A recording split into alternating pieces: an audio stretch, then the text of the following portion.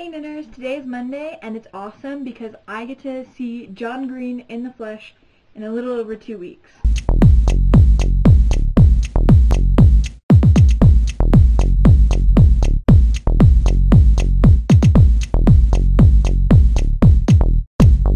Yes, John Green is coming here to Colorado on his Will Grayson tour with David Levithan, who I'm also really excited about seeing, and it's gonna be awesome. I'm really freaking excited, and I think Whitney's gonna be there, formerly of the Five Awesome Knitters, and I'm taking one of my friends from school, I think, and it's gonna be amazing. So basically, I will try to get him to say, "Hello knitters, it's Monday," or and if I don't get to meet him, then I'll just take some miscellaneous video because I'm so excited.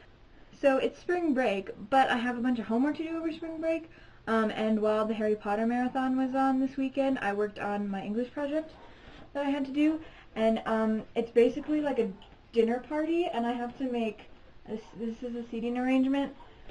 Basically there was a bunch of like requirements about who we had to invite and stuff, and it was like based around Hemingway, who I don't really like that much. So our theme this week, I've decided, since no one set a theme from last week, which is fine because you guys have been choosing themes for the last couple weeks, if you could have a dinner party with any, let's say, 5 to 10 people that you wanted, who would you invite and what would you eat? To this dinner party I invited J.K. Rowling, and she would definitely be on my list. I would also probably invite Hank and John, and let's see, who else would I invite? I would probably invite some Wizard Rockers, like maybe Harry and the Potters, or let's see, who else do I like a lot? Yeah, I'd probably invite Harry and the Potters, and I invited J.D. Salinger to this one, so that's probably 6. So that's about who I would invite. I'd probably invite a couple other people, but they can be dead or alive, it doesn't matter. Pick whoever you want. My dinner party would be catered by Panera Bread because that is my favorite place to eat, and I think it's delicious. If you don't have a Panera Bread near you, I'm very sorry because it is amazing.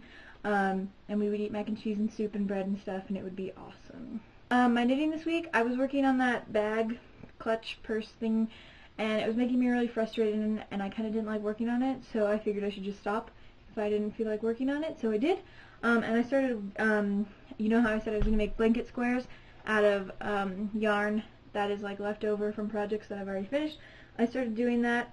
I knit this one, which I don't know if you can tell, but it has, I wish you could see it. It has like a treble clef knitted into it and contrasting purl stitch. You can't, maybe you can see it, I don't know. But it's there, I promise. It just looks like an orange dishcloth, but there is indeed a treble clef in it. And it's not a dishcloth, it's a blanket square. And this is the yarn that I used to make that orange hat with the brim, and it had the lime buttons on it. I don't know if you guys remember that, but this is that yarn left over. And my second one is totally nerd-fightastic and awesome. Sorry, I just leaned out of the screen there. The yarn was stuck on my bed, and let's see, this is the right way, right? It's a similar thing. Oh, you can see this one really well. It says HP, and it has a golden snitch in it, and this is going to be on my blanket as well, and I really like this one, especially that you can see it in the camera. This yarn is from the hat that I made for the subscriber prize that we did a really long time ago, the Hermione hat. So it kind of fit the theme of, you know, Hermione hat, Harry Potter thing. I hadn't had a chance to weave in the ends yet because I was watching Doctor Who last night, and I got to the season 2 finale, and it made me really sad. And I couldn't function, basically. That's how sad it made me. It was kind of pitiful, but it was horrible. Danny, I'm sorry you're having a hard time lately, but I really loved your dramatic chipmunk meme thing. That was awesome. But if you ever need to talk, you can Skype me anytime that I'm online, and we all heart you. Feel better soon. Kayla, your meme was hilarious. I love that CSI thing. I don't actually watch CSI, but I think it's really funny, and yours were really great because they were knitting related.